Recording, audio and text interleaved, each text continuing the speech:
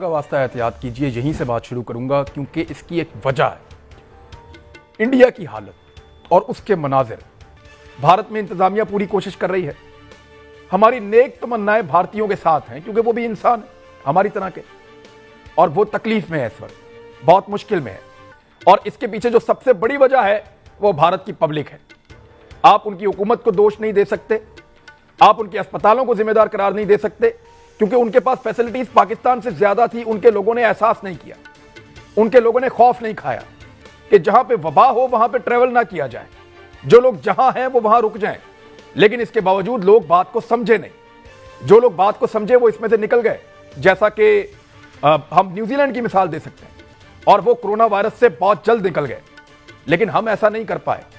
लोगों की बहुत बुरी हालत है और कोई उनको पूछने वाला नहीं है। आज सऊदी अरब ने उनको कहा कि हम आपको ऑक्सीजन भेजते हैं। पाकिस्तान भी उनको ऑफर कर रहा है कि जो हम मदद कर सकेंगे आपकी करेंगे। लेकिन क्या पाकिस्तान के हालात ठीक है? मैं अभी इचरा बाजार के मनाजिर देख रहा था लाहौर के। मुझे किसी दोस्त ने भेजे तो गुजरने का रास्ता नहीं था, वहां से गुजरने का रास्ता नहीं था। लोग बाजारों में, दुकानों में, सड़कों पे इस तरह इकट्ठे हैं, बगैर मजबूरी के, बगैर किसी वजह के, सिर्फ इंटरटेनमेंट के लिए बाहर आ रहे हैं। खुदारा इस बात को समझिए, अभी इसको सीरियस लीजिए। अगले 15 दिन आप लोगों का जिंदा रहना और महफूज रहना बहुत जरूरी है।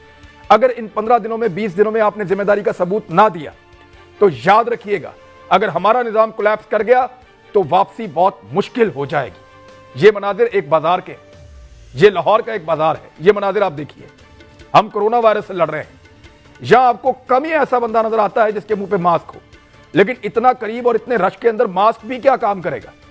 हम लोगों ने इसको संजीदा नहीं लिया। ये बीमारी जो है वो बहुत मूजी है।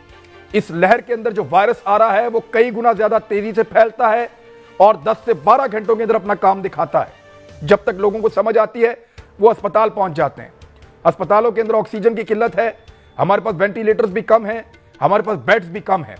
तो खुदा के वास्ते हुकूमत की जो आवाज है उसको संजीदा लीजिए, अपने आप को घरों में रखिए, यह सोच करके ये 20 दिन शायद हमें इस दुनिया में मिले ही नहीं, अपने घरों के अंदर महदूद हो जाइए, अपनी ट्रैवलिंग को कम से कम कर दें। ये सोचिए आप एतकाफ में बैठे हैं, रमजान में इबादत कीजिए, अपने अपने घरों तक रहिए, कुरान पाक के साथ वक्त गुजारिए, नमाज के साथ और सजदों के साथ वक्त गुजारिए, लेकिन बाद आ जाइए, वरना एक और मुसीबत आपके सामने आ खड़ी होगी। और ये इस आजमाइश को हम खुद दावत दे रहे हैं। अल्लाह रब्बुल इज्जत बहुत गफूरुर रहीम है, लेकिन अल्लाह हमारी आजमाइश ले सकता है। हमें कोई हक नहीं पहुंचता कि हम अल्लाह की आजमाइश लें, तो क्यों हम अपने आप को जानबूझकर हलाकत में डाल रहे हैं? मेरी फिर आपसे अपील है कि अपने आप को महदूद कीजिए कि अगर हम जिंदा रहेंगे, हमारी औलादें, हमारे माँ बाप, हमारे बहन भाई अगर इस बीमारी से महफूज रहेंगे तो हर रोज ईद का रोज होगा। ये ईद एक त्यौहार का नाम नहीं है। जब भी मिल बैठेंगे, खैरियत में रहेंगे, जिंदा रहेंगे तो ईद होगी।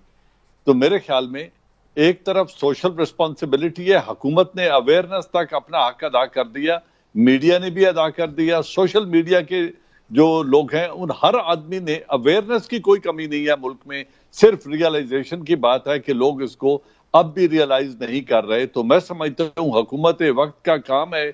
आज आर्मी ने भी अपने आप को अवेलेबल कर दिया है, तो अब प्राइम मिनिस्टर ऑफ पाकिस्तान और चारों चीफ मिनिस्टर की ये जिम्मेदारी बनती है कि जिस तरह किसी नुकसान से रोकने के लिए आप अपनी औलाद पे सख्ती करते हैं, आज अपनी कौम पे सख्ती करें।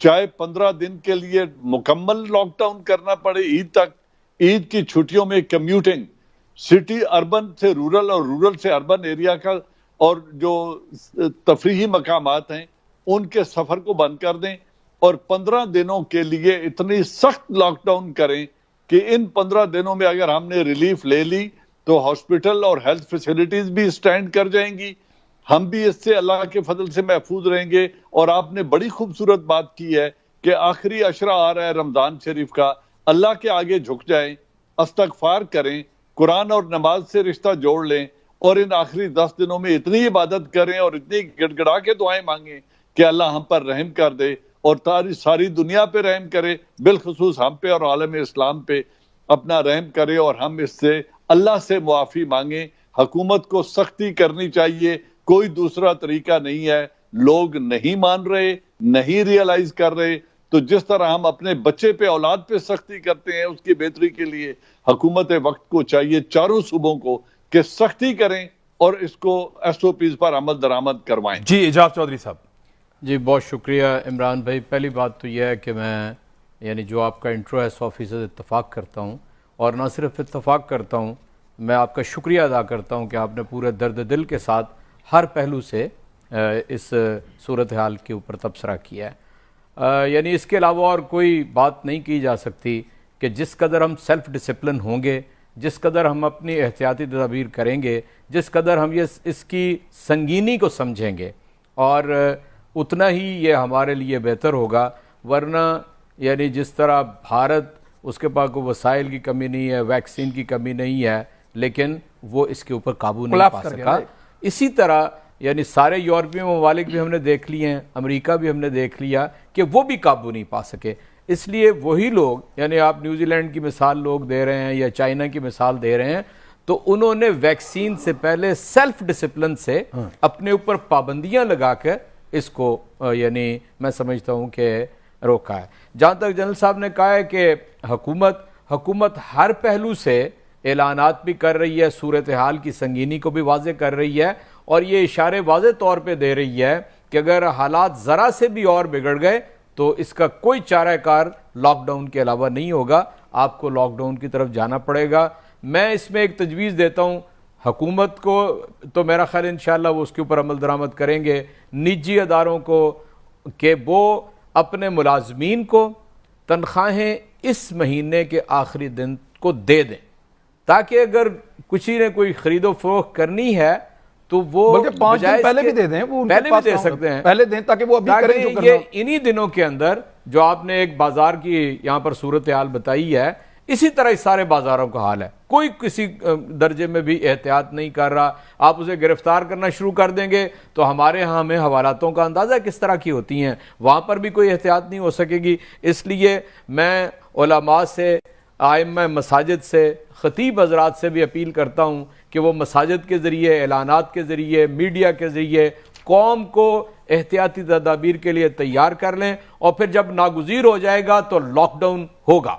ये तो कोई ऐसी दो आरा इसके ऊपर नहीं है। और पाक फौज को इस मामले के अंदर लाना, ये एक ऐसी निशानदेही कर रहा है कि हालात नेशनल लेवल पर क्राइसिस है। आपने देखा कि जब फर्स्ट वेव आई थी तो एक मीटिंग हुई थी जिसमें प्राइम मिनिस्टर भी थे और अपोजिशन लीडर को, शहबाज शरीफ साहब को और बिलावल साहब को भी मदऊ किया गया था। तो इमरान खान साहब अपनी बात सुन के उठ के चले गए, और बाकी उन्होंने तजावीज़ लेना भी और सुनना भी गवारा ना की। तो इस तरह का बिहेवियर हमें वक्ती तौर पर अपोजिशन और हुकूमत दोनों पर फर्ज बनता है कि वो अगर इस मामले में संजीदा है तो फराग दिली का मुजाहरा करके एक दूसरे से मशावरत लें, और मशावरत करने के बाद उस पर अमल करें।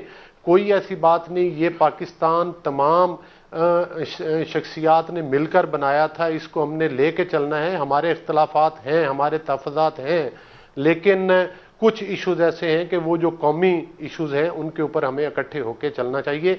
हुकूमत का देखते हैं कि वो इसमें क्या इनिशिएटिव लेती है। मेरा ख्याल है अपोजिशन का रवैया इंशाल्लाह संजीदा ही रहेगा।